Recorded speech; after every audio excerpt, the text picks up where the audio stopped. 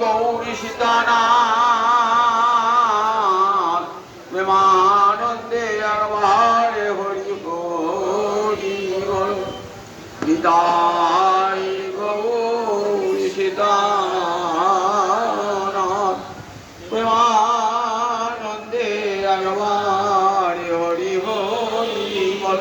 সমবেত ভক্তবৃন্দের চরণে আমার কোটি কোটি দণ্ডবৎ প্রণিপাত।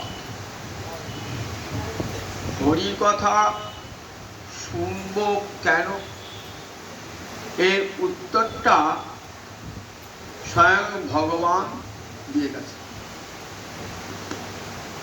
ভাগবতের তৃতীয় স্কন্ধে আছে কপিল দেবহূতি সংবাদ।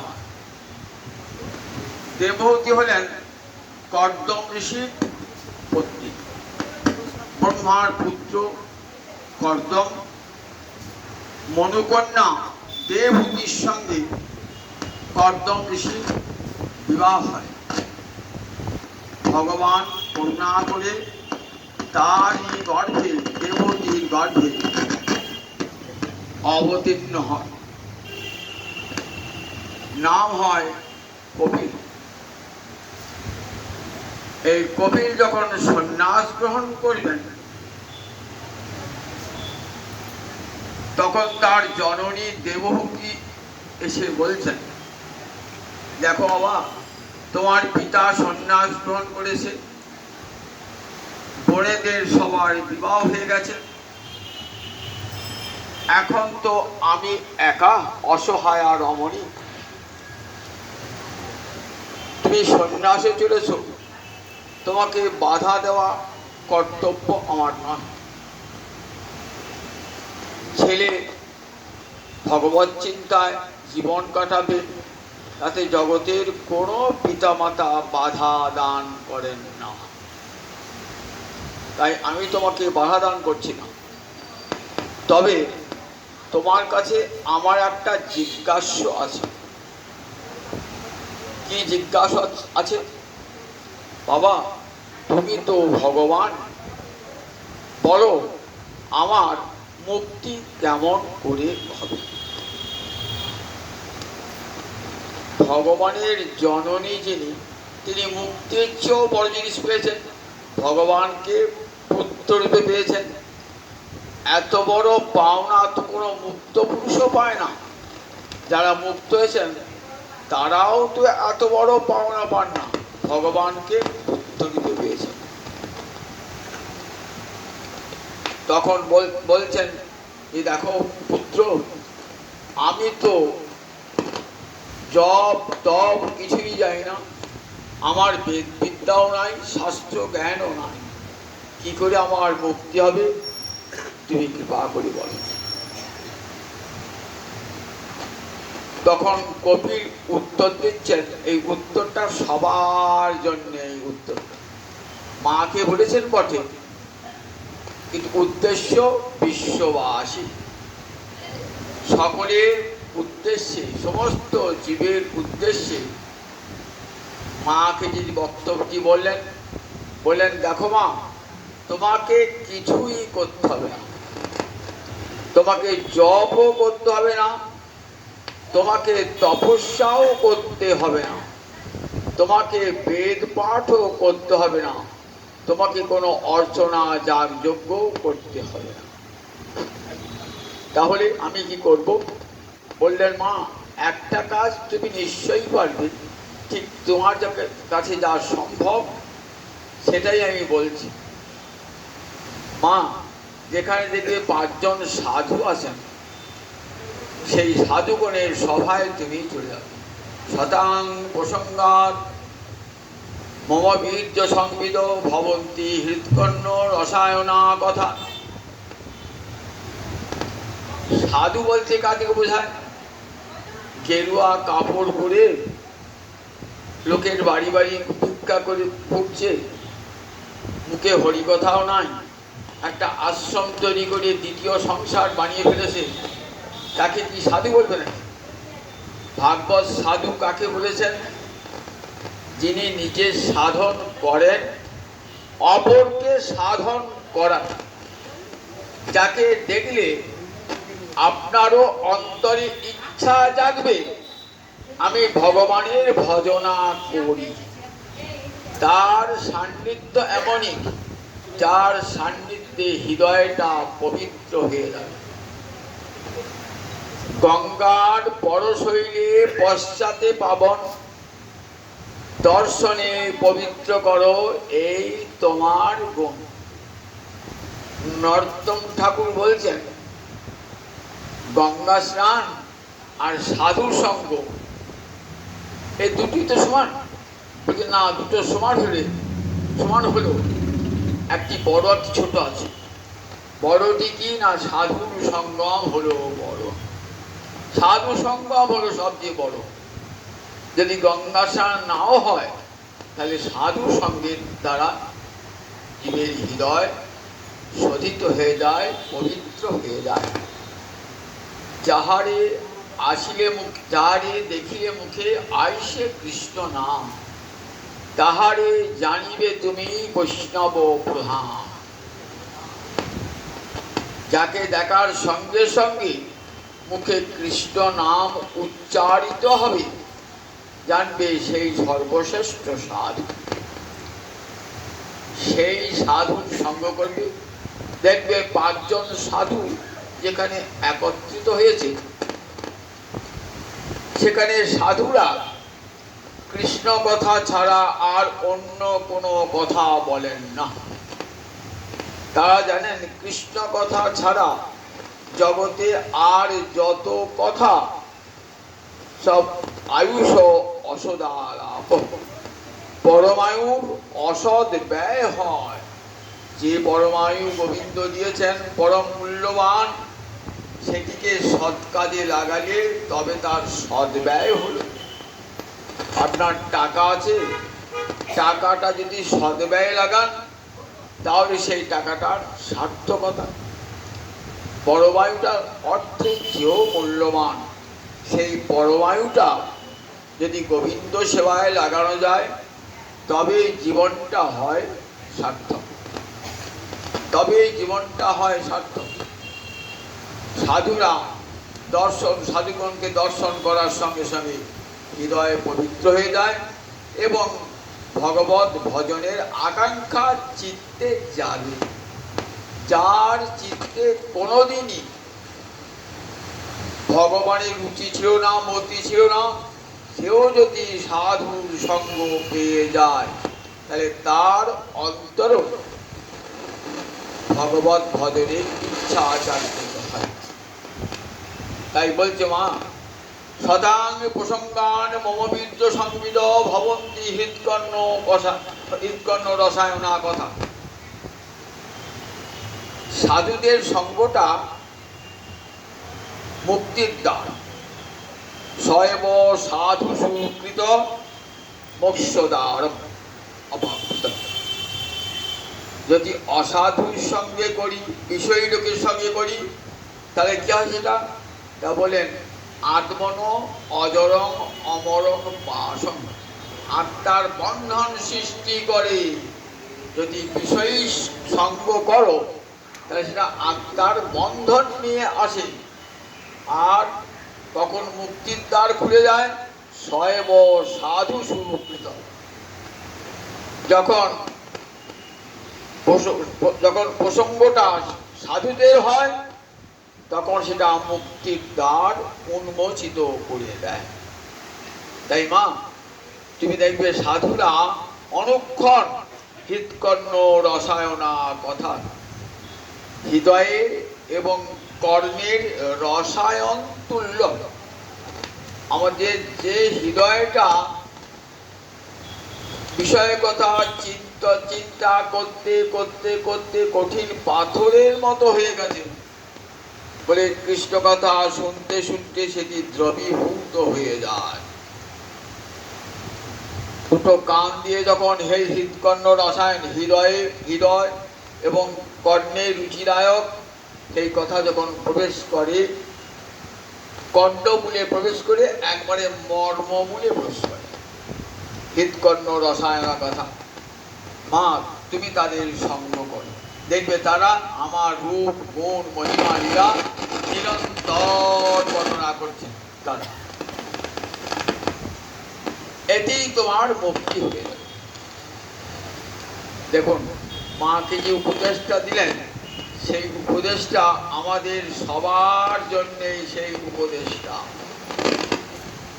হরিভজনা করতে চান, জীবনটাকে সার্থক করতে চান, তাহলে সাধুদের সভায় যান। সাধুরা কোথায় যান? বলে যেখানে হরিকথা সেইখানে সাধুরা যান। আর তাদের সঙ্গ করলে আপনার চিত্ত ভজনে একটা স্পৃহা জানবে। ভাগবতী কথা সবাই তো শোনে না, শুনবে যারা যারা সাধু, যারা সজ্জন, যারা ভ্রমর যেমন মধুপান করে, পদ্ম ফুলে গিয়ে গুনগুন গুনগুন করে, ঠিক তেমনি ভক্ত ভ্রমর কোথায় যায়? যেখানে ভাগবত কথা হচ্ছে, হরি কথা হচ্ছে, সেখানে ছুটে চলে যায়। সেই সাধুগুণের সঙ্গ করো, জীবন মা তোমার মুক্তি করো তল সাধ্য। তাহলে হরিকথার যা আসর বসেছে, এই হরিকথা কত মূল্যবান। 1 ঘন্টা 1.5 ঘন্টা শুরু বটে, কিন্তু কতখানি মূল্যবান পুঁজি হৃদয়ে ধরে যাওয়া বলুন দেখি। কোটি কোটি টাকাতেও দেওয়া হবে না। সেটি হলো এই হরিকথা শ্রবণ। তাই হরিকথা শ্রবণের উপযোগিতা এইখানে। হরিদ্বারের ব্রহ্মকুণ্ডের তীরে সুখদেব 7 দিন ব্যাপী হরিকথা পরিবেশন করছেন আসন্ন মৃত্যু মহারাজ পরীক্ষিতকে উদ্দেশ্য। তার যে বার্তাটা, সেটা বার্তাটা বিশ্ববাসীর জন্য। উপলক্ষ কেবল অভিশপ্ত মহারাজ পরীক্ষিত, লক্ষ্য বিশ্বের সমস্ত জীব। শ্রীমদ্ ভাগবতে 12টা স্কন্ধ, তো শেষ স্কন্ধে দ্বাদশ স্কন্ধে দ্বাদশ স্কন্ধে ভগবান অনেক দামি দামি সব কথা বলে যাচ্ছে। একাদশ স্কন্ধে দ্বাদশ স্কন্ধে একাদশে দেখছি উদ্ধব বলছেন ভগবানকে, গোবিন্দ তুমি চলে গেলে, স্বধামে চলে গেলে আমরা থাকবো কেমন করে? তখন বলে উদ্ধব চিন্তা করো না, আমি সেই ভাগবত সমুদ্রেই রয়ে গেলাম। এই যেখানেই ভাগবত হবে জানতে হবে ভগবানের কথা হচ্ছে, ভগবান সেখানে বিরাজমান। তার কথা শুনবার জন্যে তিনি সেখানে উপস্থিত হয়েছেন। ভাগবতের 6ষ্ঠ স্কন্ধে আমরা দেখতে পাই, সেখানে রুদ্রদেব অভিশাপ দিচ্ছেন। রুদ্রদেব না, দেবী দুর্গা অভিশাপ দিচ্ছেন চিত্রকেতু রাজাকে। চিত্রকেতু রাজা অভিশপ্ত হয়ে দেবীকে প্রণাম করে বলছেন, দেবী আমার অভিশাপ তোমাকে প্রত্যাহার করে নিতে হবে না। তুমি যে আমাকে অভিশাপ দিয়েছো যে অসুর জন্ম প্রাপ্ত, তাতে আমার কোনো দুঃখ নাই। কিন্তু দেবী তুমি যে মনে কষ্ট পেয়েছো আমার কথা, সেজন্য আমি তোমার কাছে ক্ষমা চেয়ে নিয়েছি। চিত্রকেতু রাজা কে ছিলেন? ভারতবর্ষে এক রাজা ছিলেন, তার নাম চিত্রকেতু। এই চিত্রকেতু তার 1 কোটি পত্নী, কিন্তু কারো সন্তান হয়। রাজা ভাবছেন আমার এত ঐশ্বর্য, এত সম্পদ ভোগ করবে কে? মনে মনে যখন খুব বিষণ্ণ মনে আছেন, এমন সময় দেবর্ষি নারদ আর অঙ্গিরা ঋষি এলেন। বলছেন দেবর্ষি বলছেন, আচ্ছা রাজা তোমার চিত্ত বিষণ্ণ কেন? বললেন দেখুন ঋষিবর, আমার সব আছে কিন্তু একটি সন্তান হলো না। ও সন্তানের জন্য কাঁদছো? সন্তানের জন্য ঠিক আছে, সন্তান হবে। আমার এই যে সঙ্গে অঙ্গিরা ঋষি রয়েছে, অঙ্গিরা ঋষি যদি একটা যজ্ঞ করে না, পুত্রের সেই যজ্ঞ, সেই যজ্ঞের ফলে তুমি সন্তান লাভ। রাজা তো খুব খুশি। যথা সময়ে অঙ্গিরা ঋষি এসে একটা যজ্ঞ করলেন। যজ্ঞটি নাম পুত্রেষ্টি যজ্ঞ। এটা বৈদিক যজ্ঞ। এটা যদি আজও কেউ নিখুঁতভাবে করতে পারেন তাহলে বন্ধা রমণী সন্তান প্রসব করবে। নিখুঁতভাবে যজ্ঞটি সম্পাদন করলেন। যথা সময়ে রাজার একটি পুত্র জন্মাল। বড় রানী, তার নাম কৃতদ্যুতি। কিন্তু অন্যান্য রানীরা তো সন্তানবতী হয় নাই, তাদের অন্তরে হিংসা জাগ্রত হল। সতীনের ভারত কেউ দেখতে পারবে না, অন্য সতীন দেখতে পারবে না, কাজে তারা চেষ্টা করতে দেখো সব রাজার সব ভালোবাসা পায় বড় রানী। আমরা এবার থেকে আর দেখো রাজাকে এত ভালোবাসবো না, মনে ভাবছেন বেশ আমাদের মতোই ছিল। ওই সন্তানকে হওয়ার জন্য কৃতজ্ঞতি সব ভালোবাসা পায়। তাহলে দেখ সবাই আমরা সমান হব কিসে? বলে রানী সন্তানটিকে হত্যা করলেন। কিভাবে করে রানী সন্তানটিকে হত্যা? ধাইমার সঙ্গে যুক্তি ষড়যন্ত্র করে ধাইমাও জানতে পারলো না, দুধের সঙ্গে বীজ ভিজিয়ে শিশুটিকে খাইয়েছে। শিশুটি যথাসময়ে কিছুক্ষণ পরই শ্বাস বন্ধ হয়ে গেছে। ধাত্রী এসে দেখছে যে শিশুটি আর শ্বাস প্রশ্বাস বইছে না, শরীরটা শীতল হয়ে গেছে। ডাকছেন, ও রানীমা, ও রানীমা, আসুন আসুন। ছুটে গেছেন। কি হলো দেখো, ছেলের দেহটা শীতল হয়ে গেছে, চোখ দুটো উঠেছে, কোনো কথাও বলছে না। রানী তখন ভাবলেন ছেলের মৃত্যু হয়ে গেছে। রাজা রাজসভায় ছিলেন, ছুট এলেন। ছুটে এসে দেখছেন সন্তানটি মৃত পড়ে রয়েছে। রাজা তখন কাঁদছেন, মাথার চুল ছিঁড়ছেন, বুক চাপড়াচ্ছেন। এমন সময়তে আবার দেবর্ষি নারদ আর অঙ্গিরা এসেছেন। নারদ বলছেন, কাঁদছেন কেন? একটি মাত্র সন্তান তোমরা দিলে, সেটি আবার কেড়ে নিলে। বিধাতা এমন নিষ্ঠুর। পিতা বর্তমান থাকতে পুত্রের মৃত্যু, বিধাতা এমন নিষ্ঠুর। বললে দেখো, আমি তো বলেছিলাম যখন তোমার পুত্র হবে, পুত্রটি হর্ষ শোকপ্রদ। পুত্র সবসময় আনন্দ দান করে না, অনেক সময় পুত্র পিতামাতাকে দুঃখ দান করে। যাবৎ জীবন জড় উদহে, জড় মূর্খ পুত্র যাবৎ জীবন পিতামাতাকে জ্বালায়, দুঃখ দান করে। আমি তো বলেছিলাম হর্ষ শোকপ্রদ, পুত্র আসবে আমার পুত্র চলেও যাবে। কিছুতেই মন সান্ত্বনা পায় না। তখন ঠিক আছে, তোমার পুত্রের মৃতদেহে প্রাণের দেবো, তাহলে খুব ভারী হয়। নারদ যোগ বলে পুত্রের মৃতদেহে প্রাণ আনবে। ছেলেটি পটপট করে তাকাচ্ছে। নারদ বলছে, দেখো তোমার বাবা মা কাঁদছে, তোমার খেলার সাথী এসেছে। ছেলেটি উত্তর দিচ্ছে, মৃত সৃষ্টি উত্তর দিচ্ছে, কে আমার পিতা, কে আমার মাতা? আমার কোন পিতা কোন মাতা? আমি তো বহুবার পৃথিবী এসেছি কর্মফল ভোগের জন্যে, কর্মফল ভোগের অন্তে চলে যায়। কোন পিতা কোন মাতা? রাজা শুনছেন, রাজা কি বলছেন? বলছেন আমি যতবার জন্মেছি ততবার একটা করে পিতা, ততবার একটা করে মাতা হয়েছে। কোন পিতা কোন মাতা কাঁদছে? কে আমার খেলার সাথী? দেখুন রাজা, পিতাকে বলুন, পিতাকে বলুন যেন পিতা শোক না করে। মানুষ কর্মফল হয়, কর্মফলে মৃত্যু ভোগ করে এবং ধীরে ধীরে পরমার্থ গতি লাভ করবে। তাই আমি যাচ্ছি আরো এগিয়ে যাওয়ার জন্য, আমার জন্য দুঃখ না করে, এই বলি ছেড়ে কথা বন্ধ করবে। রাজার অন্তরে শোক চলে গেল। রাজা স্নান করে এলো। নারদ ঋষি অঙ্গিরা ঋষি বলছেন, স্নান করে এসেও তোমাকে দীক্ষা দান করব। অঙ্গিরা ঋষি দীক্ষা দান করলেন সংকর্ষণ মন্ত্র। সংকর্ষণ মন্ত্র মানে বড়দেবের মন্ত্র, বলরামের মন্ত্র।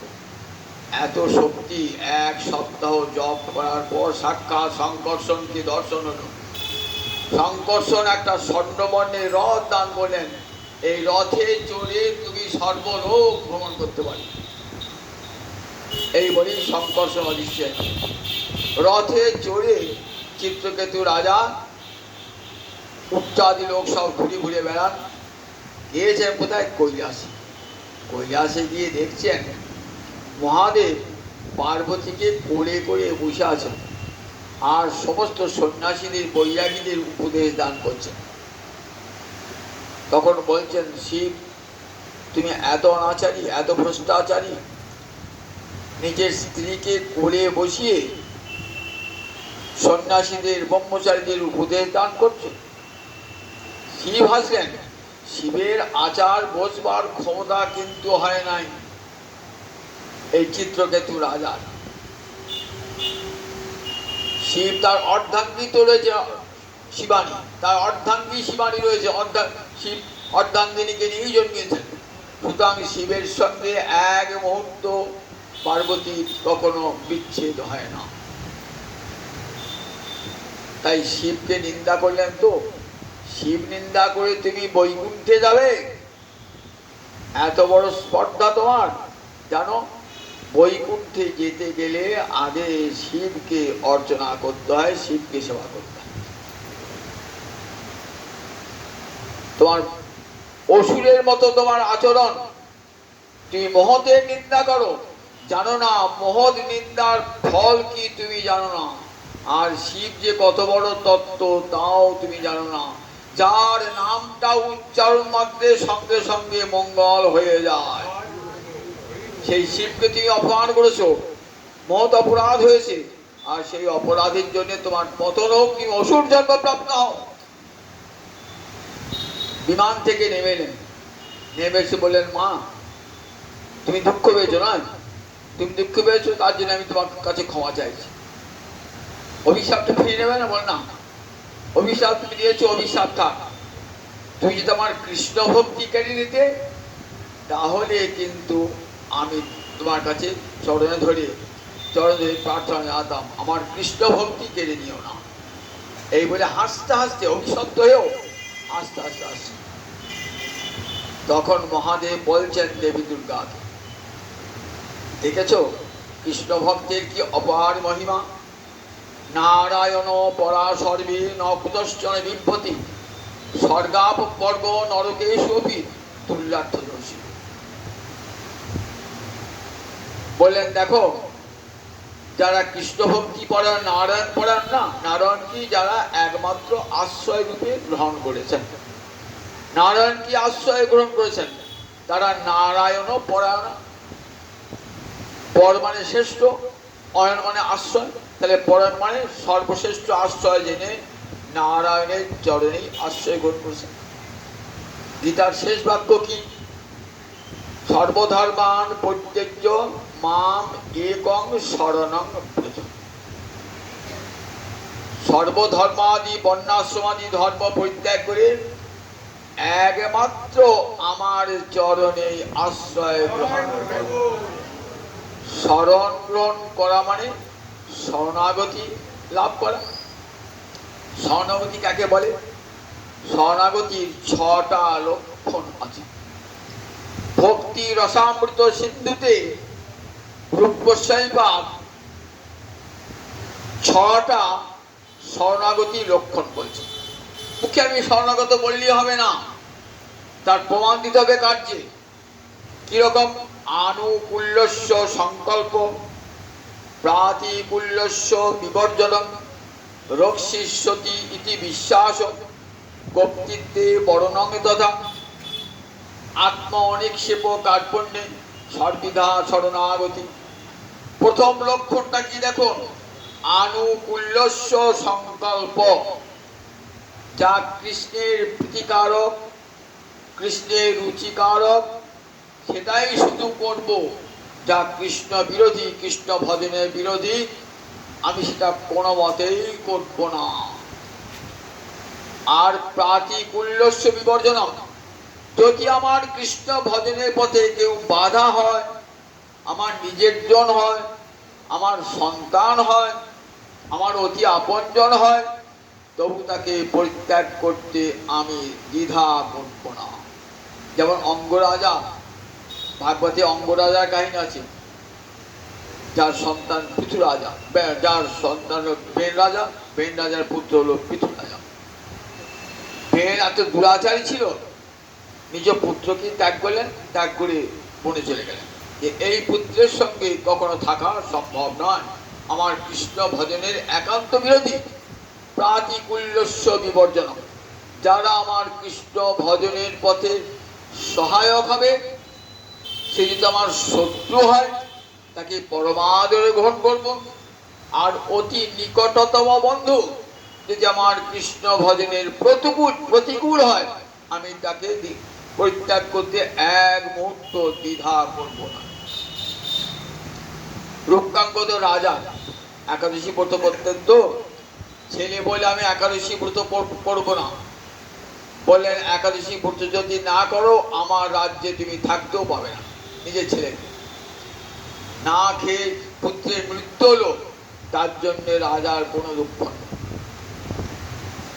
প্রাতিকূল্যস্য বিবর্জনম, যে আমার কৃষ্ণ ভজনের পথে বাধা হবে, সেই আমার স্ত্রী হয়, পুত্র হয়, একান্ত আপনজন হয়, তাকে পরিত্যাগ করতে আমি এক মুহূর্ত দ্বিধা করব না। তাহলে দেখুন, এই ক্ষেত্রে আমরা আটকে যাব। ভগবানের সমস্ত অনুকূল করা, যা কিছু ভগবত প্রতিকারক আমরা পারব? আমরা পারি না। ভগবানের অনুকূল সেবা করতে পারি, করি না। কে আবার যে প্রতিকূলতা তাকেও দূর করতে পারি না। রক্ষিষ্যতি ইতি বিশ্বাস গোপ্তিত্বে বর্ণং তথা। আর একটা 3 নম্বর লক্ষণ হলো তিনি রক্ষা করবেন, এই দৃঢ় বিশ্বাস। জগতের আর কেউ রক্ষা কর্তা নয়। আমি যদি বিপদে পড়ি তাহলে কার শরণ নেব? শ্রীমদ্ ভাগবত গীতা বলেছেন, গোবিন্দ চরণে শরণ গ্রহণ করো। আর কারও আশ্রয় গ্রহণ করতে হবে না, গোবিন্দের চরণ আশ্রয় গ্রহণ করো। তাই রক্ষিষ্যতি বিশ্বাস, আমাকে যদি রক্ষা করার দরকার হয় তিনি আমাকে রক্ষা করবেন। প্রহ্লাদের অঙ্গে এত আঘাত হচ্ছে, প্রহ্লাদ কি চিৎকার করে আমাকে বাঁচাও বাঁচাও বলছিলেন? কোথাও দেখবেন না ভাগবতের যে প্রহ্লাদ বলছেন বাঁচাও বাঁচাও। আঘাতের পর আঘাত হানছে কারা? রাজার সিপাহী যারা, তারা আঘাত হানছে, অস্ত্রের দ্বারা অঙ্গে আঘাত করছে। বাবারে মা বাড়ি বলে চিৎকারও করেন নাই। প্রহ্লাদ অপরকে উপদেশ দিয়েছেন, বিপদকাল যখন উপস্থিত হবে তখন বাবা মাও রক্ষা করতে পারে না, তখন গোবিন্দ চরণে শরণ গ্রহণ করতে হবে। তাই রক্ষিষ্যতি বিশ্বাস, তিনি রক্ষা করবেন, এই বিশ্বাস অন্তরে দৃঢ়। গোপ্তিত্বে বর্ণন কথা, তিনি ছাড়া জগতে আর গোপ্তাকে আর রক্ষাকর্তাকে, তিনি ছাড়া জগতে আর কেউ রক্ষাকর্তা নাই। তার চরণে আত্মসমর্পণ করে, হে গোবিন্দ তুমি যদি বাঁচাতে হয় বাঁচাও, যদি আমাকে মৃত্যুপথে ছেড়ে দিতে হয় ছেড়ে দাও। একটা গল্প শোনায়, একটা জাহাজে করে একটা সৈনিক যাচ্ছে তার স্ত্রীকে সঙ্গে নিয়ে। সৈনিক তো তরবারি আছে সঙ্গে, মাঝ সমুদ্রে ঝড় উঠেছে, সবাই বাঁচাও বাঁচাও বলছে, সবাই যে যার আপন স্ত্রী পুত্রকে কাছে আনবার চেষ্টা করছে। আর ওই সৈনিকটি স্ত্রীকে নিচে রেখে উপরে জাহাজের ডেকের উপরে গিয়ে হাওয়া খাচ্ছে। ভাবছে কোথায় গেল এমন ব্যাঘ্রের লোক, সবাই আপন আপন স্ত্রী পুত্র নিয়ে ছুটোছুটি করছে, আর আমার স্বামী গেল কোথায়? খুঁজতে খুঁজতে খুঁজতে ডেকের উপরে উঠে দেখছি, আচ্ছা তোমার আচ্ছা আক্কেল তো, আমি বিপদে পড়ে ডাকছি, সবাই বিপদে পড়ে নিজের জনকে ডাকছি, তুমি উপরে আসো কেন? সৈনিকটির মুখে কোনো কথা নাই, তরবারিটি বার করেছেন, বার করে নিজের স্ত্রী একবারে বুকের কাছে ধরেছে। অবাক হয়ে গেলাম, আমি বাঁচা দিয়ে বললাম আর একটা তরবারি আমার বুকে ধরলো। কিছুক্ষণ থাকার পর হাসলে কেন? আমি জানি তুমি কখনো আমাকে বক্ষে আঘাত করতে পারো না তরবারি দিয়ে, কারণ তুমি আমাকে ভালোবাসো বলে। তাহলে দেখো, আমিও ভগবানকে এরকম ভালোবাসি যে আমার বিপদে আপদে রক্ষা করলে একমাত্র গোবিন্দই আমাকে রক্ষা করবে, আর কেউ পারবেন না। কেমন শরণাগতি দেখুন, গোবিন্দ চরণে এমন ভাবে শরণাগতি গ্রহণ করেছেন যে যত বিপদ আসুক সমস্ত বিপদ দূর হবে গোবিন্দ চরণে শরণ গ্রহণ করে। প্রহ্লাদ যাবেন বদ্রিকাশ্রম, পাহাড়ি পথ, একজনের বেশি যাওয়ার জায়গা নেই, সরু পথ। দেখছেন একটা বিশাল দেহি লোক রাস্তা দাঁড়িয়েছে। বলছি রাস্তা দাঁড়িয়ে যাবো কি করে? একজনের বেশি যাবার, তুমি এসো, যাও, তুমি তোমার ক্ষমতা থেকে যাও, তোমার ক্ষমতা থেকে যাও। লোকটা এমন ভারী লোক, তাকে সরাবার ক্ষমতা নাই, বিশাল চেহারা তো, ক্ষমতা নাই প্রহ্লাদ। অনেক যুদ্ধ হলো কিন্তু তাকে হারাতে পারবে না। দাঁড়া, আজ আমি নৃসিংহদেবকে পূজা করে আসি। এই বলে পাহাড় নিচে নেমে নৃসিংহদেবকে পূজা করছে। পূজা করে আমি পরম বিপদে পড়েছি, আমি নারায়ণ দর্শন করে যেতে পারছি না। সামনে একটা লোক এমনভাবে দাঁড়িয়েছে, আমার রাস্তা দিচ্ছে না, তুমি আমায় কৃপা করো বলে নৃসিংহের চরণে কি মালা পরিয়ে নৃসিংহ চরণে প্রণাম করেছে। প্রণামটা করে আসছেন, এসে দেখছেন মালাটা নৃসিংহদেবের গলায় নাই, মালাটা সেই তারই গলাতেই পড়েছে, সেই লোকটা যে শত্রু তার গলায়। অবাক হয়ে গেলেন, যে প্রহ্লাদ চিনতে পারলে না। নয়, দেখো আমার ভক্তকে কষ্ট করে এই বদ্রীনারায়ণের পথে যেতে হবে না, আমি এসে তোমাকে দেখা দিলাম। আমার ভক্তকে যেতে হয় না, ভগবানই আসেন ভক্তের কাছে। শরণাগত ভক্তকে এমনি ভাবেই ভগবান কৃপা করেন। জগতে যত মহারাজ অম্বরীশ যখন দুর্বাসা অভিশাপ দিয়েছে, একটা মাথার জটা ছিঁড়েছে, সেই জটাটা ছিঁড়ে একবারে যেন বৃহৎ অগ্নিকুণ্ড হয়ে গেছে। কৃত্যা কালালদুল্লাহ কৃত্যা যার চাচ্ছে এখনই মহারাজ অম্বরীশকে পুড়িয়ে মারে। গোবিন্দ নিয়ে বলছেন, নমে ভক্ত পুনঃসতি কৌন্তেয় প্রতিজানহি, আমার ভক্তের কখনো বিনাশ হয় না। ভগবান এসে ভক্তকে কেমন করে রক্ষা করলেন দেখুন। ভগবান এসে ভক্তকে রক্ষা করলেন। ভক্তের মহারাজ অম্বরীশ যখন রয়েছেন গোবিন্দ চরণ স্মরণ করছেন, তখন ওই অগ্নিকুণ্ড দিকে এতটুকু ভয় তার নাই। ভাবছেন আমার এই দেহ মন প্রান্ত আমি গোবিন্দ চরণে স্মরণ করে দিয়েছি। মাধব বহুত মিনতি করি দই, তিল তুলসী দিয়া এ দেহ সমর্পিনু, দয়াজন নাচ রবিময়। এমনি করে ভক্ত গোবিন্দ চরণে মাধব চরণে শরণাগতি গ্রহণ করে। দয়া নাহি সৌরবিময়, আমার দয়া যেন ছেড়ো না, আমায় দয়া যেন ছেড়ো না। ভক্তের বিকরি নয়ন জলে বুক ভাসিয়ে ভগবানকে ডাকে। আর থাকতে পারেন? মহারাজ অম্বরীশকে রক্ষা করবার জন্যে সুদর্শন চক্র এসে গেল ভক্তকে রক্ষা করবার জন্য। সঙ্গে সঙ্গে সেই কৃত্যাকে ধ্বংস করে দুর্বাসার পশ্চাৎ ছুটে গেল। দুর্বাসা কোথাও আশ্রয় পেলেন না। বৈষ্ণব চরণে যে অপরাধী, তার কোথাও পৃথিবীতে স্থান হয় না। ঊর্ধ্বলোকেও স্থান হয় না, শিবলোকেও স্থান হয় না, বৈকুণ্ঠও স্থান হয় না। গোবিন্দ বলেন, দেখো অপরাধ করেছো আমার ভক্তের কাছে, আর আমার কাছে ক্ষমা চাইতে এসছো, আমার কাছে ক্ষমা চাইতে এসছো। সুতরাং যার কাছে যা অপরাধ করেছো তার কাছেই ক্ষমাটা চাইবে, তার কাছেই ক্ষমাটা চাইবে। শেষ পর্যন্ত গিয়ে দুর্বাসা কি করলেন? দুর্বাসা গিয়ে মহারাজ অম্বরীশের চরণে ধরে ক্ষমা চাইলেন। অম্বরীশ বললেন, মহারাজ ছি ছি ছি, আপনি ব্রাহ্মণ, আমি ক্ষত্রিয়, আমি তো আপনার চরণে পড়বো, আপনি আমার চরণে কেন পড়বেন?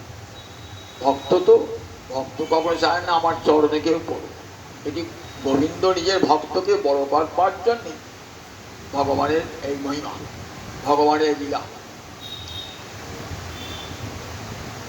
এই শরণাগত জনের 6টা লক্ষণ। আর আত্মনিক্ষেপ কার্পণ্যে নিজেকে ওই তিল তুলসী দিয়া এ দেহ সমর্পণ, তিল তুলসী দিয়ে এ দেহ সমর্পণ করিলাম, আমার দেহ মনে প্রাণ আত্মা সমর্পণ করিলাম, তোমার ওই অভয় পদে আমি সমর্পণ করিলাম। এমনি করে গোবিন্দ চরণে নিজেকে আত্মনিক্ষেপ, নিজেকে নিবেদন করলেন। আর কার্পণ্যে আমি তো প্রভু তোমার কৃপার পাত্র প্রভু, আমার ভজন নাই, সাধন নাই, কোটি কোটি ভজন করেও ভক্ত বলে আমার কিছুই হলো না, আমার কিছুই হলো না। হে গোবিন্দ, আমি তো সারা মানব জীবন নিয়ে এসেছিলাম, তুমি কৃপা করে আমাকে মানব জন্ম দিয়েছিলে, কিন্তু তোমার তো ভজন করতে পারলাম না প্রভু, আমি তোমার কৃপার পাত্র, তুমি কৃপা করে আমাকে চরণে রেখে দিও। গণইতে দোষ গুণ লেশ নাহি পায়বি, জবতুহ কর বিচার। কি এ মানুষ পশু পাখি কুলে জনমিয়ে, অথবা কি পতঙ্গে কর্ম বিপাকে গতাগতি পুনঃ পুনঃ মতিরহু তুয়া পর সঙ্গে। আমাকে আশীর্বাদ করুন, আমি কিছুই চাই না, আমার তো কোনো গুণ নাই, সবটাই আমার দোষ। আমাকে আশীর্বাদ করো, আমার মতি যেন থাকে, যে কুলে জনমে হোক না কেন, আমার মতি যেন থাকে। এইটা আমার প্রার্থনা। আমি ব্রাহ্মণ হই, চণ্ডাল হই, আমার যেন তোমার চরণে মতিটা থাকে প্রভু। ভক্তের গীত প্রার্থনা। আমি কৃপার পাত্র, কখনো বলে আমি এত ভজন করি, এত মালা করি, এসব বলে কিছুই পারি না আমি। এটাই তো ভক্তের কথা। এই 6টা হল নারায়ণ পরায়ণা, যারা এমনি করে গোবিন্দ চরণে আত্মসমর্পণ করেছে, তারা স্বর্গাপবর্গ নরকেশ্বরী তুল্যার্থদর্শী না। তারা স্বর্গকে যে চোখে দেখে, অপবর্গ মুক্তিকে সেই চোখে দেখে, আবার নরককে একই চোখে দেখে। স্বর্গাপবর্গ নরকেশ্বর, স্বর্গে গিয়ে যদি কৃষ্ণ ভজন না থাকে তা সেই স্বর্গ ধিকৃত। নরকে গিয়ে যদি কৃষ্ণ ভজন হয়, ভক্ত সেই নরকই কামনা করে, যেখানে গোবিন্দ ভজন আর কৃষ্ণ ভজন আছে। আমি তোমার কৃপার পাত্র প্রভু, এই কৃপার পানে চেয়ে থাকে, কৃপার পানে ভক্ত চেয়ে থাকে।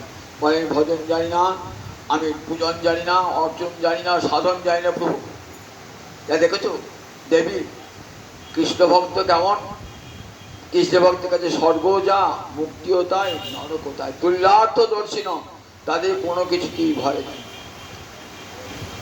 অসুর হয়ে এলেন, অসুর হয়ে জন্মালে কেমন দেখুন। বিশ্বরূপ ছিলেন দেবতাদের পুরে, বৃহস্পতি যখন চলে এলেন না, তখন বৃহস্পতিকে অপমান করেছিলেন দেবরাজ ইন্দ্র। নিজ গুরুকে অপমান করেছিলেন, তো গুরু চলে এসেছিলেন, আর থাকেন না স্বর্গ থেকে, লক্ষ্মী পুষ্ট হয়ে গেল। তখন বিশ্বরূপকে পৌরহিত্য পদে বরণ করলেন। তখন বিশ্বরূপের 3টে মুখ ছিল, একটা মুখে সোমরাস পান করতেন, একটা মুখে সুরা পান করতেন আর একটা মুখে অন্ন আদি ভোজন করতেন, তিনটে মুখে।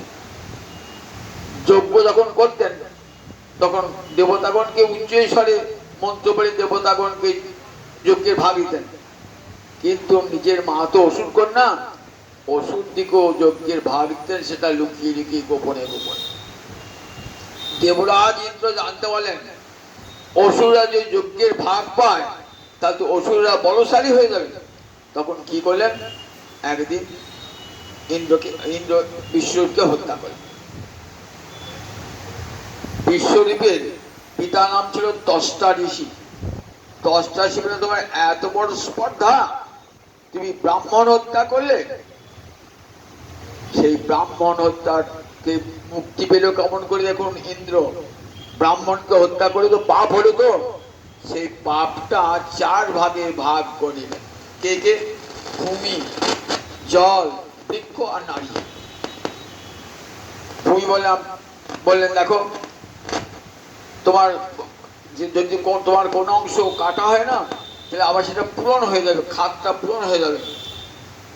আর অভিশাপের ফলে কি হবে, তোমার একটা অংশ সবসময় ঊষর থাকবে, অর্থাৎ আওতা হয়ে থাকবে, কোনো ফসল ফলবে না সেই জায়গাটা। তাই পৃথিবীর সর্বাংশ কিন্তু ফসল দান করে না, কোনো কোনো অংশ এমন হয়ে থাকে না সেখানে ঊষর হয়ে থাকে, সেখানে ফসল আদি হয় না।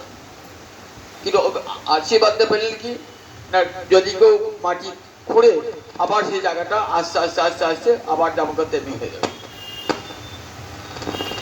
বৃক্ষ অভিশাপ নিলেন, বললেন দেখো তোমার ডাল যদি কেউ শোধন করে না, আবার নতুন করে তোমার ডাল হবে। কিন্তু অভিশাপটা কি নিলে কি, অভিশাপটা বললেন বৃক্ষের অঙ্গে যে আটা থাকে না, নির্যাস থাকে, ওই নির্যাসটা পাপের চিহ্ন। জল বলেন দেখো, জল যে বস্তুর সঙ্গে জল দান করবে সেই জিনিসটা বেড়ে যাবে, এই আশীর্বাদ করলাম। আর পাপটা তোমার জলে বুদ থাকবে, সে দিয়ে গোবিন্দ সেবা হবে। আর নারী বলেন দেখো, তোমরা গর্ভাবস্থা তো স্বামী সঙ্গ করতে পারবে, কিন্তু তোমাদের প্রতি মাসে 4 দিন করে অসুখী হয়ে থাকতে হবে, পাপ বলেন। এমনি করে আবার দেবরাজ ইন্দ্র পাপ থেকে মুক্তি পেলেন।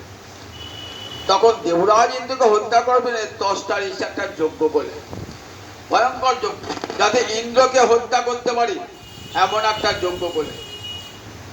যজ্ঞ করতে গিয়ে বেদ মন্ত্র উচ্চারণে ভুল হয়ে গেল। এত বড় ঋষি, বেদ যার কণ্ঠস্থ, কিন্তু ক্রোধের বশে মন্ত্র বলছেন, তো ক্রোধের বশে বেদের 3টে স্বর আছে, উদাত্ত, অনুদাত্ত, স্বরিত।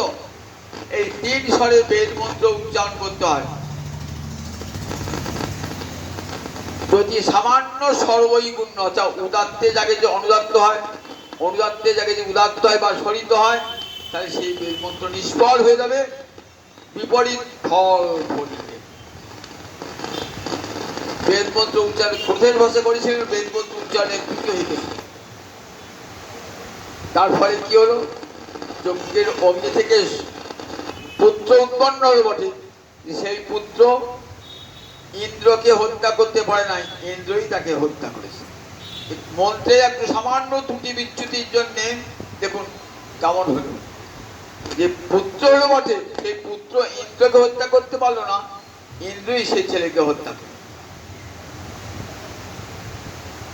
কে যজ্ঞের অগ্নিকুণ্ডকে জন্মালো? বৃত্রাসুর। সেই বৃত্রাসুরের সঙ্গে ইন্দ্রের যুদ্ধ হচ্ছে, ভয়ঙ্কর যুদ্ধ। বৃত্রাসুরের সামনে কোনো দেবতারা আসতে চাইছে না, কোনো মতেই তাকে পরাজিত করা যাচ্ছে না। শেষকালে দধীচি মুনির কাছে গেলেন, দধীচি মুনির কাছে প্রার্থনা করলেন, আপনার অস্থি যদি দান করেন, সেই অস্থি দিয়ে বজ্র নির্মিত হবে, আর সেই বজ্র দিয়ে আমরা বৃত্রাসুরকে বধ করব। বলে হ্যাঁ, দেখো পুণ্যার্থে যদি কেউ জীবন দান করে না, তার সেই জীবন সার্থক হয়ে যায়। দেবতাদের স্বার্থে আমি আমার জীবন দান করব। দধীচি মৃত্যুবরণ করলেন, আর অস্থি দিয়ে তৈরি হলো বজ্র। সেই বজ্র দাঁড়িয়েছেন, তাতে বিষ্ণু তেজ মেশানো আছে। যখন দাঁড়িয়েছেন না, তখন এই বৃত্রাসুর বলছে যে দেখো দেবরাজ ইন্দ্র, আর তুমি কালক্ষেপ করো না, বিলম্বে নলম। ওই বজ্র আর ব্যর্থ হবে না, কারণ বিষ্ণু তেজে ওই বজ্র হয়েছে। তুমি আমার পক্ষে আঘাত করো। শোনো, কেন বলছি দেরি করো না? আমার অন্তর কৃষ্ণ সেবার জন্য আকুল হয়ে রয়েছে। কিরকম? তা বলে অজাতপক্ষ শাবক পাখা গজায় নাই, এমন যদি পাখির বাচ্চা মা দিয়েছেন সন্ধ্যেবেলায়, কখন ফিরবেন? মা দিয়েছেন খাবার আনতে, কখন সন্ধ্যেবেলায় ফিরবে, তাই উকি ঝুঁকি মারছে। মায়ের জন্য চিত্ত আকুল হয়েছে, বলে আমার চিত্ত গোবিন্দ সেবার জন্য এরকম আকুল হয়েছে। দ্বিতীয় উদাহরণ দিলেন কেমন? দ্বিতীয় উদাহরণটি দিলেন, দেখুন, বলছে খোঁটায় বাঁধা গোবৎস মায়েরা চড়তে গেছে মাঠে, আর খোঁটায় বাঁধা আছে বৎসেরা। যখন ফিরেছে না, তখন কি হয়? তখন ছুটে কেমন করে মায়ের স্তনে মুগ্ধ বলে একবারে দড়ি ছিঁড়তে চায় ওই গোবৎসগুলো। বলে আমার অন্তর সমস্ত বন্ধন ছিন্ন করে গোবিন্দ সেবা করো বলে আমার অন্তর আকুল হয়ে রয়েছে। তৃতীয় উদাহরণ দিলে কেমন?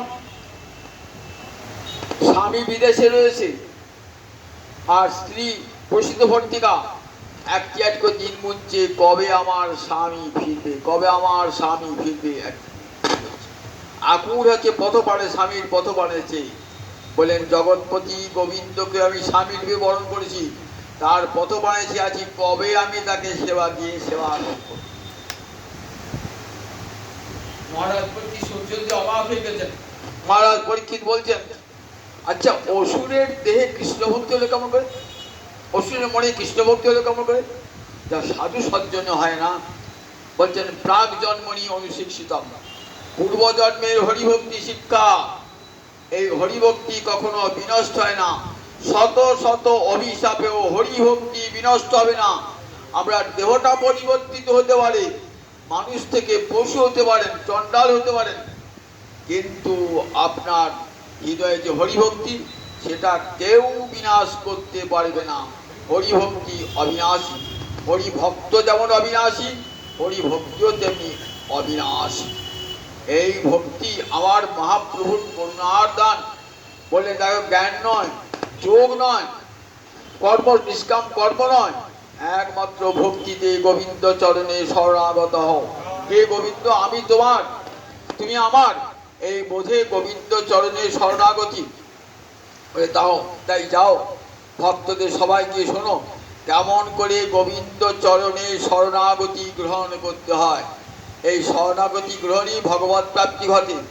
যতক্ষণ পর্যন্ত শরণাগতিত্বটা আসে না, ততক্ষণ পর্যন্ত ভক্তত্ব সিদ্ধ হয় না। হরিভক্তি বিলাসী সুন্দর করে বলছেন আমাদের সনাতন গোস্বামী পাল, যে যতক্ষণ শরণাগতি তখন ভক্তি সিদ্ধি লাভ করে নাই। যখন শরণাগতি আসবে, ওই ছটা লক্ষণ আগে শোনালাম। কি কি লক্ষণ শরণাগতি? একটা লক্ষণ হলো আনুকূল্যস্য সংকল্প, দ্বিতীয়টি হলো প্রাতিকূল্যস্য বিবর্জনম, তিন নম্বর লক্ষণটি হলো রক্ষিষ্যতির বিশ্বাস, 4 নম্বর কর্তৃত্বে বর্ণং তথা, তিনি একমাত্র জগতের রক্ষাকর্তা। 5 নম্বর লক্ষণ হলো কি? আত্মনিক্ষেপ, নিজেকে সম্পূর্ণরূপে গোবিন্দ চরণে নিবেদন করে দেওয়া। আর ষষ্ঠ লক্ষণ হলো কার্পণ, আমি তোমার কৃপার পথ। এই ছটি লক্ষণ আরে শরণাগত ভক্তের, এই 6টি লক্ষণ থাকে। এই শরণাগত জন তার কোনোদিন ভয় নাই। বলে আমার চরণে যে একবার শরণাগত হয়েছে, অভয়ং সর্বদা তস্মৈ দদাম্যে তৎপ্রতম্মম। রামায়ণে আছে, রামচন্দ্র বলছেন কাকে বিভীষণকে বলছেন, দেখো বিভীষণ, একবার যদি বলে কৃষ্ণ তোমার হই যদি বলে একবার, ভববন্ধ হইতে কৃষ্ণ তারে করেন পার। কবি সেই পাল অনুবাদ করেছেন। একবার যদি কেউ বলে হে গোবিন্দ, আমি তোমার চরণে শরণ গ্রহণ করলাম, তাহলে গোবিন্দ তাকে ভবসিদ্ধ অনায়াসে পার। তাহলে গোবিন্দ চরণের শরণাগতি তেমন মূল্য দেখুন। অভয়ং সর্বদা তর্ময়ী দদামি তৎপ্রদন্ন মম। জ্ঞানের শরণাগতি হয় না, ভালো করে শুনে রাখুন। যোগীর শরণাগতি নাই, জ্ঞানীর শরণাগতি নাই, নিষ্কাম কর্মীর শরণাগতি নাই, কিন্তু কৃষ্ণ ভক্তের শরণাগতি। শরণাগতি কথাটাই কিন্তু ভক্তি শাস্ত্রে আছে, জ্ঞানীর শাস্ত্রে নাই, যোগীর শাস্ত্রে নাই, নিষ্কাম কর্মীর শাস্ত্রে নাই, একমাত্র ভক্তি শাস্ত্র আছে শরণাগতি কথা। এই শরণাগতি গীতার শেষ বাক্য। গীতার শেষ বাক্য কি? সর্বধর্মান পরিত্যাজ্য মামেকং শরণং ব্রজ। ভাগবতের কথাই তাই, আমার চরণে শরণ গ্রহণ করো, আমার চরণে শরণ গ্রহণ করলে আর তোমার কোনো ভয় নাই। মহাপ্রভু তাই দিতেন সেই ভক্তি, যে ভক্তি লাভ করে মানব জীবন ধন্য হয়ে যাবে, মানুষ নির্ভয় হবে। বিচরন্তি নির্ভয়া, সংসারে বিচরণ করুন, যত দুঃখ আপদ বিপদ আসুক সব দুঃখ বিপদ অনায়াসে দূর হবে গোবিন্দ চরণে শরণাগতি গ্রহণ করলে। জয় দায় জয় দায়।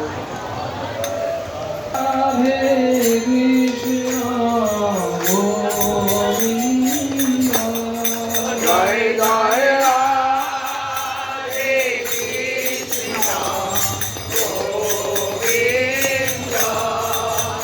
রাধে